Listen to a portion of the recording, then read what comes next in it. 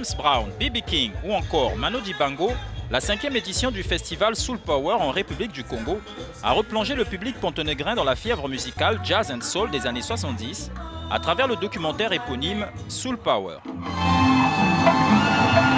Un documentaire d'1h30 réalisé par Jeff Levy Hinter.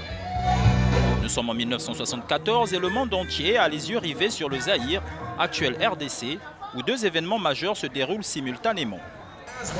Le célèbre combat de boxe opposant Mohamed Ali à Foreman et le légendaire festival de soul music. Un moment de vive émotion pour Fred Wesley, invité d'honneur à ce festival, qui était à cette époque le directeur musical de James Brown. Il y avait beaucoup de groupes auxquels j'ai participé. Il y avait Sister Sledge, Pointer Sisters, et il y avait beaucoup plus de fun que ce qui est montré dans le film. Ce qu'on voit n'est qu'une infime partie de ce que nous avons vécu à cette époque. Le documentaire alterne entre les images en coulisses du festival, les préparatifs, l'arrivée des artistes et les concerts, et d'un autre, les interviews du célèbre boxeur. On pouvait voir chanter sur une même scène artistes africains et afro-américains, une sorte de retour aux sources avec pour seule langue commune, la musique.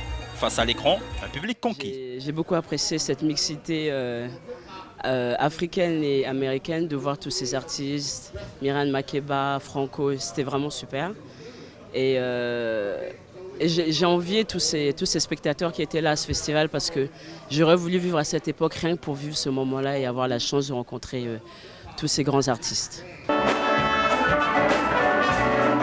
Plus de 40 ans après, les mélomanes du jazz ont pu constater lors du concert de Fred Wesley que c'est avec le même plaisir que le septuagénaire manie la trompette, son instrument favori.